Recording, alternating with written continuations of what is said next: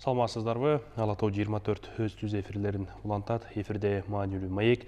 Бул жолку чыгарылышта биз ыксыз ысырап, той аш мааракелердеги ашыкча чыгым аны азайтуу маселеси тууралуу сөз кылабыз. Белгилүү болгондой, ушул жылдын февраль айында бул багытта президенттин атайын жарлыгы да чыккан болчу. Ал кантип ишке ашат, кантип биз той аштагы ашыкча чыгымды азайтабыз деген маселе тууралуу сөз кылмакчыбыз. Биздин суроолорубузга тарых илимдеринин кандидаты, белгилүү тарыхчы Кыяс Молдокасымов жооп бермекчи.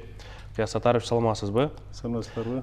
Кыргыздын канында дейбизби, менталитетинде дейбизби, той аштарда ушундай бир сойгон негизи болуп келген, анан бирок акыркы мезгилде бул мындай бир абдан бир кульминациясына жетти да, баягы аш көп болсо каада көп болуп.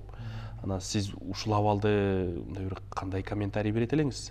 Акыркы жылдардагы ашыкча чыгым, ыксыз ысырап боюнчачы. Бул маселе кыргыз коомчулугунда талкууга алынып, маселе көтөрүлүп келе жатканына бери дегенде эле 100 жылга жактап калды. Тарыхта боло келген нерсеби бул ысырап негизи? 29-жылы ал Токонбаевдин Эркин тоо гезитине бир чоң макала чыккан экен. Той аштарды ыксыз жанакындай илгерки баймановтордой өткөрүү дагы эле уланып атат. Той аштарды кичине ооздуктай абайлоо деп. Андан кийин бул боюнча мына 90-жылдардын тегерегинде эле Салжан Жигитов аябагандай жакшы көтөрүп чыккан. Андан кийин бул маселе боюнча менин устатым белгилүү тарыхчы Кушбек Үсөнбаев аябай чоң бир макала менен дагы коомчулукка чыккан. Андан кийин бул маселе дагы эле көтөрүлүп келе жатат. Академик Бектемир Мырзабираимов депутат болуп жүргөн мезгилинде бул маселеге көп жолу кайрылып, атайын китеп да чыкты.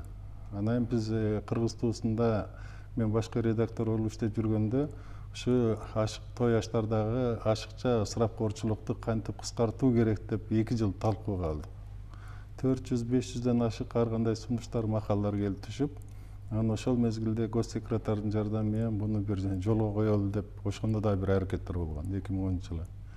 Мына быйылкы жылы февраль айында президенттин жарлыгы чыгып, ушул той аштар бери дегенде эле Кыргызстанда кыргыздардын тапкан каражатынын дээрлик бир 60-80%ке чейин той аштарды өткөрүүгө жумшалат экен. Ошо 2010-жылы биз мындай эсептеп көрсөк, мигранттардан келип түшкөн акча, бул жактан келип түшкөн акча бир жылга той аштарга $2 миллиард чейин каражат кетипкен. Булардын баардыгы эгерде той аштарды ысырапкорчулуктан кичине арылтып, бир жакшы бир жолго коюлса, ошол $2 миллиард 1 миллиард долларын үнөндөп калганда дагы $1 миллиард ар бир үй бүлөнүн жеке үй бүлөлүк бюджетине кирмек да. Ушул маселе бүгүнкү күндө дагы эле курч боюнча турат. Депутаттар дагы атайын мыйзам иштеп чыгып, аны дагы ушу талкууда азыр. Эгерде буга мына жарлык менен дагы аны чектей албай атабыз, жамандыкта кара мал союлбасын, ошол эл кыйналбасын, той аштарда ашыкча ысырапкорчулукту чектөө тууралуу президенттин жарлыгында аябай жакшы айтылган. Эми ошону мына кошуна Тажикстан же Өзбекстанда булардын баардыгы жалпы элдин арасынан чыккан демилге менен, анан ошол президенттин жарлыгы атайын мыйзамдар менен жолго коюлду. Казакстанда дагы бул маселе жолго коюлуп калды. Кыргызстанда ушул маселени аягына чыгып өтө мындай көпкө уланып кетип атат. Той аштардагы ысырапкорчулукту эгерде ушул боюнча кете берсе, улам бири-бирин атаандашы күчөйө берсе, бул келип отуруп туруп бүгүнкү күндө ар бир кыргыз үй бүлөсүнүн жанакындай жашоосуна өтө терс таасир тийгизе турган да жагы бар. Анан ошол эле мезгилде эми той аштар башкалар мындай кыргыздын ынтымагына, байыртадан келе жаткан ушундай жакшылык жамандыкта колдоолоруна аябай суктануу менен карашат. Мына ошолордун баардыгын бири-бирине тоскоол болбогондой, зыян келтирбегендей бир жолго түшө турган мезгил келди да бүгүнкү күндө. Бул баягы сиз айтып атпайсызбы? Союз убагында дагы бул маселе Токонбаевдин макаласында көтөрүлгөн. байманаптык аракеттер азыр деле токтобой жатат депчи. Демек буга ушул коммунисттик идея да токтотулган эмес экен да. Бул байманаптардыкы деп айтып атасыз да жогоруда. Бул байманаптардыкыбы же бул жалпы кыргыздын салты наркында калган нерсеби болчу? Эми бул кыргыздар баягы байыртадан той аштарды өткөрүп, Манаста деле Көкөтөйдүн ашы деп, андан кийинки деле белгилүү манаптар каза болгондо, мисалы үчүн мына Шабдан Баатырдын каза болгондон кийин 1912-жылы апрелде каза болуп атат.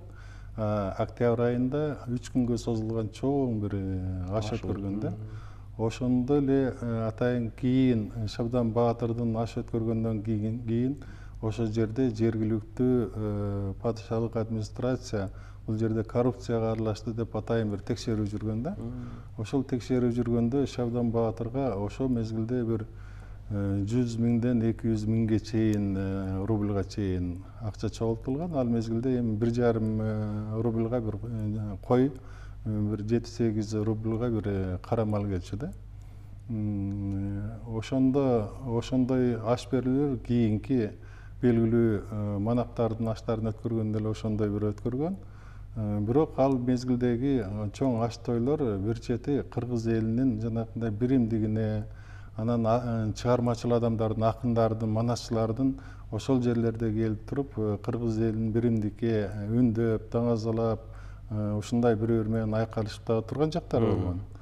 Кийинчерээк ошол баягы совет бийлигинин мезгилине чейинки өтө чоң бир аш тойлор 30-жыларга да чейин деле өткөн. Андан кийин турмуш кыйындады, согуш болду. Андан кийин өтө бир катуу кысым болгон учурларда жетекчилер чоң бир той аштарды өткөрө албай калган. Айрым бир өзгөчө бир ыгы жок чоң той аштарды өткөргөндөрдү атайын көзөмөлдөп текшерген учурлар да болгон. Бүгүнкү күндө андай эч кандай көзөмөл жок болбоду. Ошон үчүн кыргыздын менталитетине той аштарга көңүл бургандыгы үчүн өндүрүшкө караганда бүгүнкү күндө Бишкек шаарында, жалпы эле шаарларда, жерлерде илейген чоң кафе, ресторандар аябай салынды. Булардын баардыгы өтө чоң бизнес.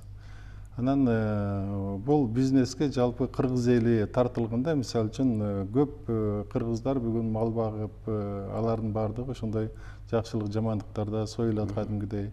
Кыргызстанда өндүрүлгөн жер жемиштердин баардыгы той аштарда колдонулат. Бул жагы деле бар. Бул жалпы жанагы экономикалык бир тыгыз бир мамилеге айланып кетти да. Анан бирок ушулардын баардыгын мындай бир чектеп, жол жобосун иштеп чыгып караса болот.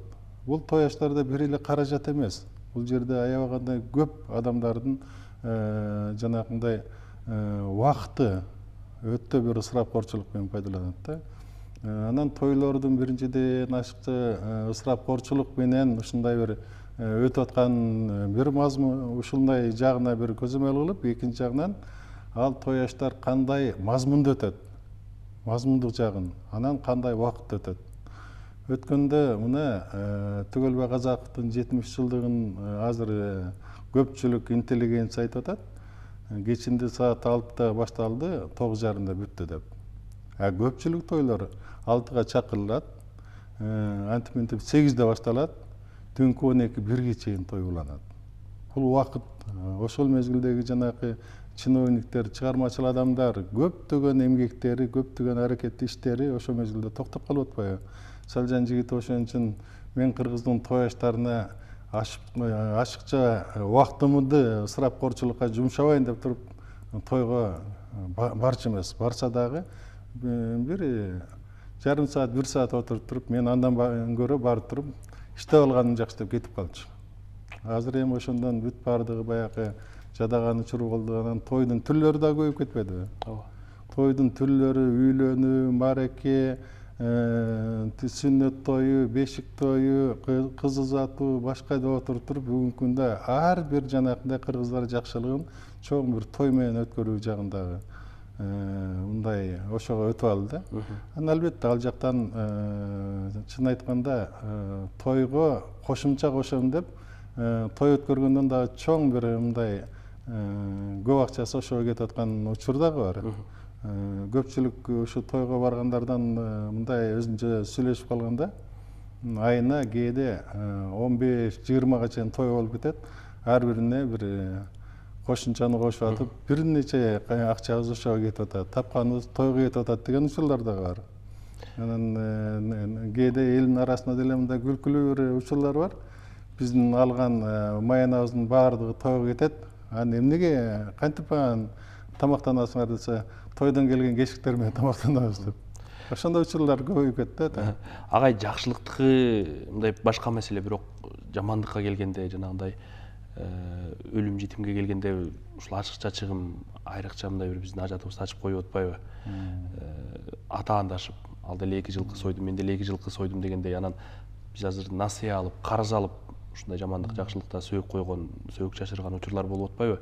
Муну токтотсо болобу? Анан токтотуу аракети ушул эгемендикти алган алгачкы жылдарда, ушул 95-96 жылдарда эле ушул маселе көтөрүлгөн дейт да. Бирок жетекчилер өздөрү үлгү боло албай койду, өздөрү жол баштап бере албай койду деген маселе бар. Ушунда сизде маалыматыңыз барбы? Маалымат бар. Айрым бир жетекчи кызматтарда иштеп аткандар тойду өткөрүүнү бул кол алымда иштегендерден ушундай бир өзүнчө каражат жыйноого да айландырып алган учур болгон. Кээде таң калчубуз, кээде ушу министрлер той өткөргөндө, ошол той өткөрүп аткан мезгилде бүт райондук, областтык жетекчилердин баардыгына бир семинар өткөрдүк деген бир шылтоон айтып, алардын баардыгы ошо тойго сөзсүз түрдө катышып, анан келип жетекчисине жанакындай кошумча болгондагы аз эмес, кошумча кошкон учурлар да көп болгон. Бүгүнкү күндө деле ошол уланып атат. Анан аны чектөөгө аракеттер дагы болду. Мына президенттин жарлыгы чыккандан кийин айрыкча мына жамандыкта карамал союлбасын, мурдагыдай 5-6 жылкы союлбасын дегендер кадимгидей мындай бир 5-6 айга чейин ошо бекем айыл өкмөтү, ал жерде укук коргоо органдарынын өкүлдөрү, анан атайын комиссиялар, аксакалдар комиссиясы бар туруп, ошолор көбүнчө чектелген да көрдүк. Кээде мына Бишкекте ошол мезгилдерде мындай Куран окутуп аткан мезгилде жамандыкта жылкы сойбой калган учурларга да өзүбүз болдук.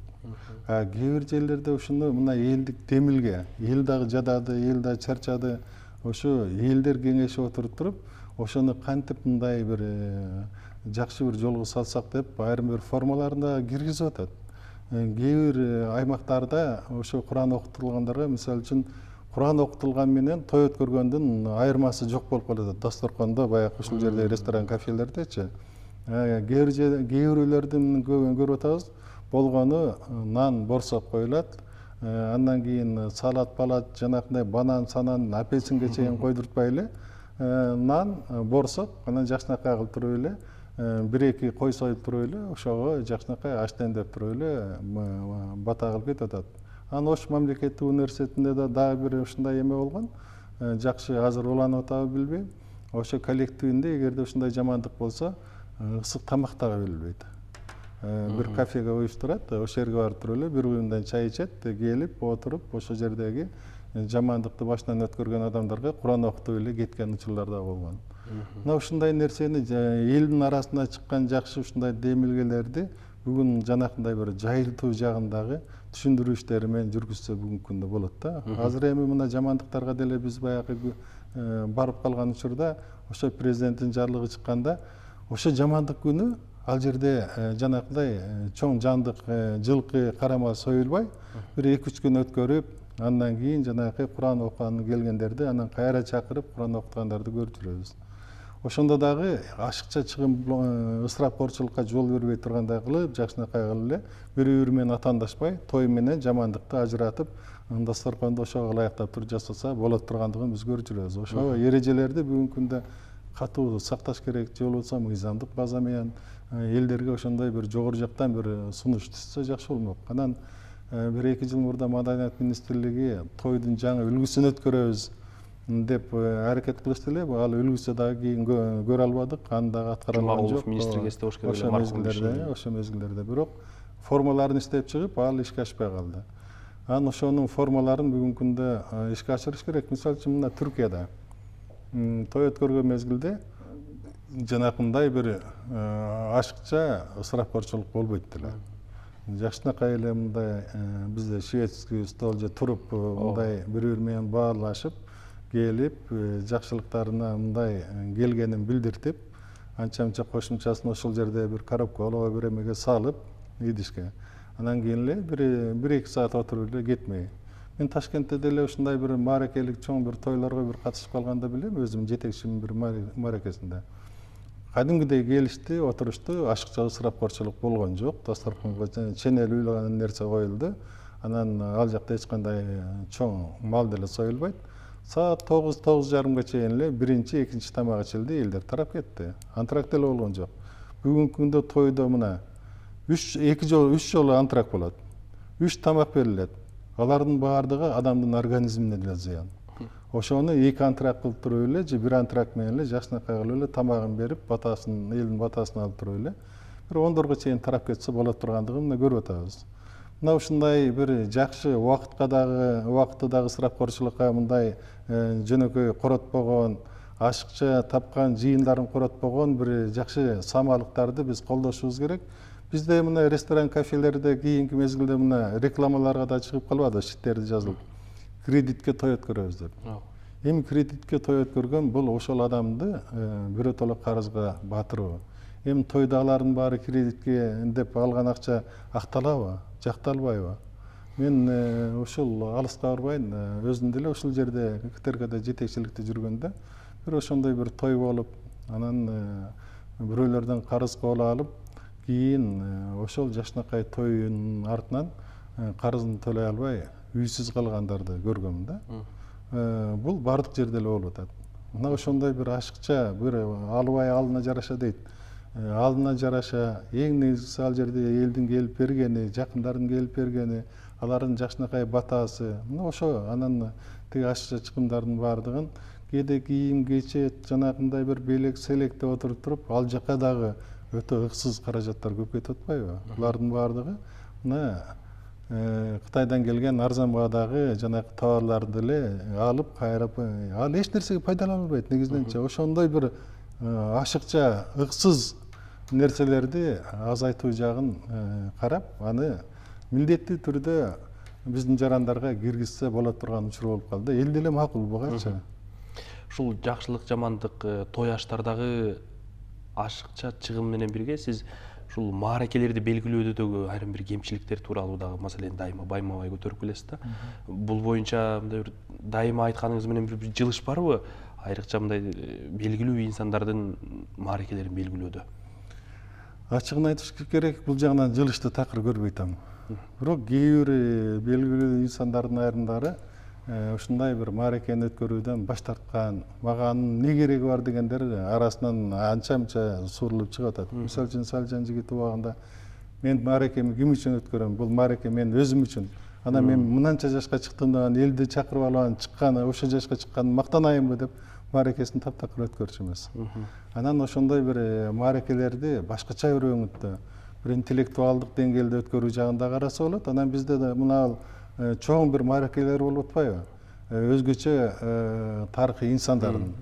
Ошо тарыхый инсандардын мааракелери ушунчалык көп ыгым-чыгым менен өткөрөт дагы, интеллектуалдык жагы ошол тарыхый инсандын артында бир из калбай калып атат. Ошол мааракени алып барып элебиз кайра тояшка байлап салып атпайбызбы? Жанакы эсепсиз, жанакы 200-300 миңге чейин боз үйдүн тигилиши, ар бир боз үйдөгү жанакындай союштун союлушу, ал жерде дасторкон жайылышы, ошолорун эсептеп келгенде эле бир мааракеге бери дегенде 15-20 миллион сом кетсе, ошол 15-20 миллион сомдун бир 500 миңин ошонун бир китебин чыгарып, изилдетип, ошонун артында бир из кала турган бир иш жасалбай калып атат. Ачыгын айталы, мына быйылкы жылы Байтык Баатырдын 200 жылдыгы өткөрүлдү, өкмөттүк жыйында дагы маселе көтөрүлдү. Мына архивде Байтык Баатырга тиешелүү өтө көп материалдар бар. Ошолордун баарын алып келип туруп, бир мына жыйнактарды чыгарып коелу, кийинки муунга ошол калат деп. Бирок тилекке каршы ошол нерсе быйыл аткарылган жок. Ошондой нерсе Ормонхандын 230 жылдыгында дагы айттык.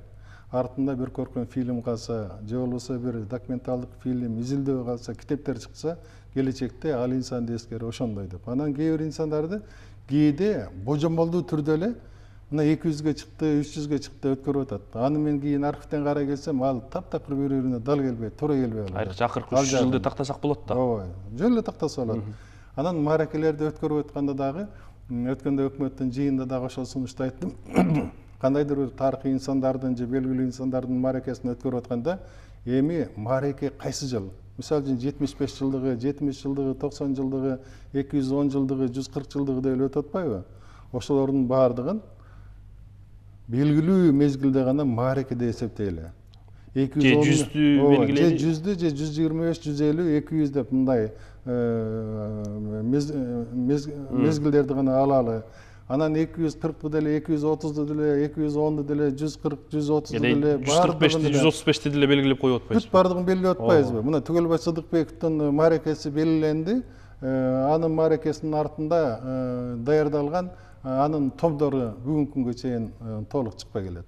Же болбосо анын ордуна жакшынакай алып туруп, ошол жака кеткен ыгым-чыгымдарды жакшынакай алып туруп, архивдик изилдөөлөр менен бир жакшынакай бир документалдык фильм чыгарып, элге интеллектуалдык багытта өткөргөнүн көргөзүп койсо, элдин эсинде көбүрөөк ошол калат. Ошон үчүн ушул мааракелердин өзүн бүгүнкү күндө же мыйзам мененби белгилеш керек.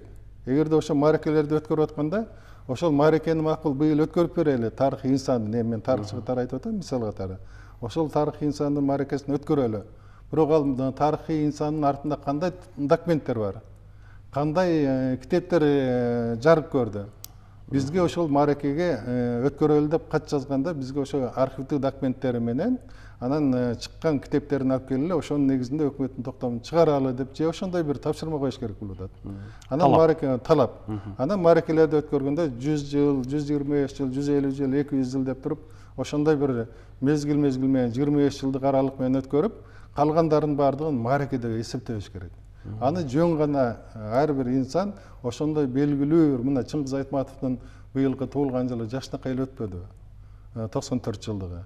Эмдиги жылы 95 деп туруп, анан дагы жанакындай маарекеге айландырбай, Чыңгыз Айтматовду ар бир кыргыз билет турган бир деңгээлдеги иш-чараны өткөрүүнү биз үйрөнүшүбүз керек. 6 жыл даярданып, биротоло 100 жылдыкты жакшы өткөрүшүбүз. 100 жылдыкты жогорку деңгээлде өткөрүп, ушундай бир башкача интеллектуалдык жана даңазалашыбыз керек. Ал жерде бир музейлер курулса, же болбосо Чыңгыз Айтматовдун мекенине ушундай бир туристтик бир маршруттар түзүлүп туруп, ошондой бир келсе, ошондой бир иш-чараларды мына Түркияда бир кинону тартып алып эле, ошол кинонун артынан канча туристтик жанакындай жол жоболор иштеп чыгып, дүйнөнүн эли ошого барып атат. Ошол сыяктуу же бир ырчы Кореядагы жанакы Gangnam Style деп, ошонун жанакы ырдаган жерине барыш үчүн Кореяда 10 миллиард долларга чейин акча жыйналды дейт. Туристтик жана иш-чаралар үчүн. Мына ушундай биз интеллектуалдуу Кыргызстанга киреше алып келе турган, же болбосо элдер ошол мааракелерден ошол инсанды тереңирээк биле турган, анан ошону урматтай турган бир деңгээлге бир жеткирген иш-аракеттерди жүргүзүүгө көбүрөөк көңүл бурушубуз керек да. Чоң рахмат, Кыяс Сатарович, биздин студиябызга келип, ушундай бир орчундуу маселе, акыркы мезгилде бир көйгөйгө айланып келе жаткан маселе тууралуу өзүңүздүн пикириңизди, оюңуз менен бөлүшкөнүңүз үчүн сизге ыраазычылык билдиребиз. Ишиңизде ийгилик болсун, агай. Рахмат.